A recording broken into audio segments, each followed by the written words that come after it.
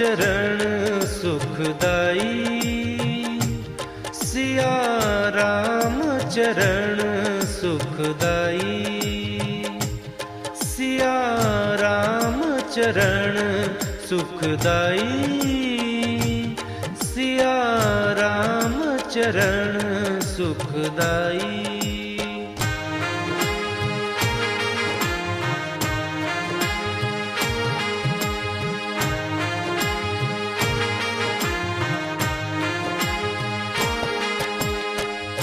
पावन माटी के दर्शन जहाँ, पावन माटी, पावन माटी के दर्शन जहाँ, राम चरण चल जाए, राम चरण चल जाए, सिया राम चरण सुखदाई, सिया राम चरण सुखदाई, सिया राम चरण सुखदाई, सिया राम चरण सुखदाई।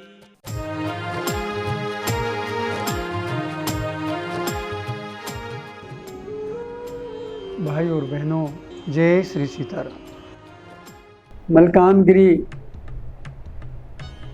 उड़ीसा का और छत्तीसगढ़ का सुकमा, दंतेवाड़ा, ये तीनों जिले ऐसे हैं जहाँ नक्सलवाद का प्रभाव बहुत अधिक है। हमें मलकानगिरी में ही अंधेरा हो गया था, अंधेरा होने वाला था और मलकानगिरी से सुकमा लगभग 30 किलोमीटर दूर है। घोर जंगल का रास्ता है, रास्ते में कोई नहीं मिलता, लेकिन मार्ग सीधा है। सड़क हालांकि बहुत अच्छी नहीं है, लेकिन ठीक है। हम अंधेरा होने से पहले वहाँ से चल दिए, लेकिन क्योंकि सड़क बहुत अच्छी नहीं है, टूटी फूटी है, इसलिए बहुत रुकते रुकाते हम सुकमा तक पहुँचे। यद्यपि वो मार्ग सुरक्षित मार्ग ही कहा जाता, लेकिन दुर्घटनाएं नहीं होती, कभी होती है तो विशेष लोगों के साथ होती है, आम आदमी के साथ उस मार्ग में दुर्घटनाएं नहीं होती, ऐसी मान्यता है। और हम भी उन सामान्य लोगों में थे, तो हम यद्यपि सशंकित थे तो भी हम वहाँ से अपने आ गए। जब सुकमा पहुँचे तो हमें डीजल लेना था। हमने पेट्रोल पंप के कर्मचारियों से पूछा कि अब हमें सुकमा से कोंटा जाना है, कैसा मार्ग है? तो वो कुछ बता नहीं पाए। असल में उन दिनों वो मार्ग इतना टूटा फूटा था कि आपकी गाड़ी 15-20 किलोमीटर प्रति घंटा से आगे नहीं जा सकती थी। एकदम टूटा फूटा मार्ग, गड्ढे, मिट्टी पड़ी है, बहुत बुरी हालत थी उसकी। यद्यपि कहने को राष्ट्रीय राजमार्ग था, लेकिन उसकी हालत और वर्षों से टूटी फूटी थी। पता चला कि कुछ लोग उस मार्ग को बनाने नहीं दे रहे, हमले हो जाते हैं। खैर जी, हमें तो जाना ही था, पर सोचा रात को सुकमा में विश्राम करें। सुकमा के राजा मनोज कुमार देव हमारे मित्र हैं। मैंने एक बार तो सोचा कि उनके यहाँ जाकर रुका जाए, बड़ा महल है उनका, तो काफ़ी लोग रुक सकते थे। और फिर हमने उनको बताया भी नहीं, मैंने कहा पता चल जाएगा तो आ जाएंगे, जाने नहीं देंगे।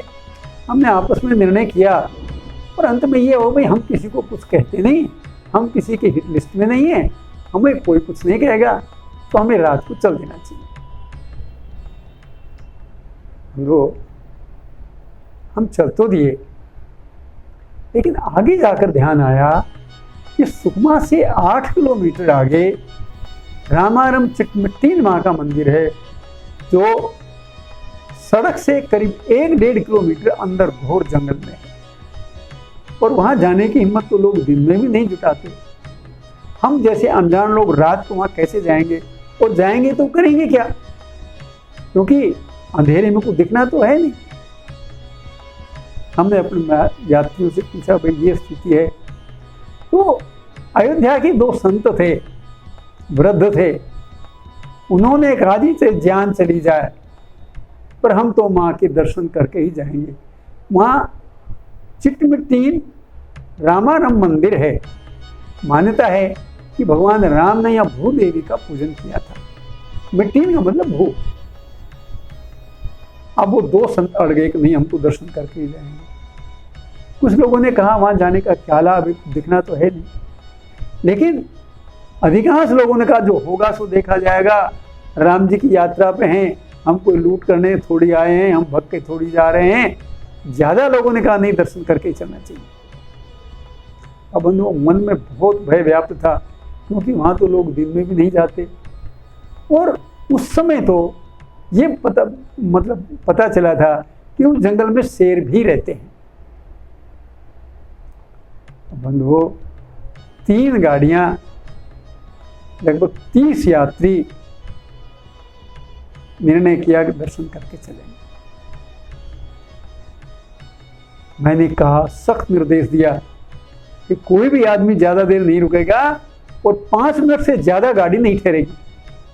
आप सब लोग 5 मिनट में दर्शन पूजन जो करना है मानसिक रूप से करके, अंदर जाने का तो कोई अवसर है नहीं, इसलिए 5 मिनट से ज्यादा कोई नहीं लगाएगा। लोग गाड़ियां गई, नीचे सब लोग उतरे, दर्शन पूजन किया। 5 मिनट के बाद मैंने आवाज दी, चलो। सारे लोग दौड़ते हुए आ गए। मैं एक छोटी गाड़ी में था और एक बड़ी गाड़ी जिसमें लगभग 15 लोग थे, उस गाड़ी में भी लोग दौड़ दौड़ के आ गए। घोर अंधेरा था, गाड़ी की हेडलाइट से ही या टॉर्च से ही कुछ देखा जा सकता था। मंदिर की परिक्रमा करने की कोई अवसर नहीं था और मंदिर का ताला लगा था, इसलिए दरवाजे बाहर ही खड़े होकर प्रार्थना करनी थी, प्रणाम करना था, रहना था। वो बहुत तनाव में था मैं तो, क्योंकि मैं जानता था वो इलाका कैसा है। जिस क्षेत्र के डीएम का भी अपहरण हो सकता है, उसमें हमारी क्या औकात थी। है, सब लोग आ गए। हमने कहा भी चलो। मैंने अपने ड्राइवर से कहा, अब गाड़ी चलो। पीछे से खबर आ गई, सब लोग बैठ गए। वो गाड़ी घुमाने का जगह कम थी, इसलिए थोड़ा आगे पीछे करना पड़ा। हम थोड़ा आगे पीछे कर ही रहे थे, तभी लगभग 75-80 वर्ष के एक संत अयोध्या के, जिनका आग्रह था कि चाहे प्राण चले जाए मैं दर्शन करके ही जाऊंगा, हमने देखा वो दौड़ते दौड़ते गाड़ी की ओर आ रहे हैं। हमने गाड़ी रुकवाई और धक से रह गया, अरे ये बाबा कहाँ रहे, और यदि हम इनको छोड़कर चले जाते तो जाने के बाद वापस आने की हिम्मत तो किसी में नहीं थी, और ये रात को यहां इस भय से ही मर जाते। हम लोग गाड़ी रोकी, बाबा हाँफ रहे थे। 2 लोगों ने पकड़ के गाड़ी में बाबा को ऊपर चढ़ाया, और उस समय हमने रुकना उचित नहीं समझा। कहीं लापरवाही की सजा क्या हो, ये आगे जाके कल बात करेंगे। बंधुओं, हम जल्दी से गाड़ी में बैठे और वहां से चल दिए। बहुत लंबा रास्ता था, सड़क बिल्कुल ठीक नहीं थी, तो ऐसा लगता था कि अब चलेंगे तो लगभग 7-8 घंटे में हम कोंटा पहुंचेंगे। और कोंटा तक बीच में 1-2 स्थान ऐसे जहाँ केवल बस्ती छोटी छोटी हैं, लेकिन रुका नहीं जा सकता था। उस भय के वातावरण में हम चले, लेकिन कुछ भी दिखाई नहीं दे रहा था। एकदम घोर अंधकार, ना कोई आगे से आ रहा है ना कोई पीछे से आ रहा है, और हम बाहरी व्यक्ति उस क्षेत्र में अकेले दौड़े चले जा रहे हैं। आगे जाके हमने देखा सड़क के पास एक पुलिस का कैंप लगा था। पुलिस थी, सीआरपी थी, ये तो हमें नहीं पता, लेकिन किसी फोर्स का वो कैंप था। हमने विचार किया कि इस कैंप के पास सड़क पर हम रात को खड़े रहें तो शायद हम सुरक्षित रहें। बंदूक गाड़ी रुकी जैसे ही उनका जो चौकीदार नहीं, जो जिसे क्या कहते हैं, जो खड़े होकर निगरानी करते हैं, मुझे नाम याद नहीं आ रहा, 2 मिनट बाद उसकी आवाज आई, कौन हो, यहां क्यों खड़े हो?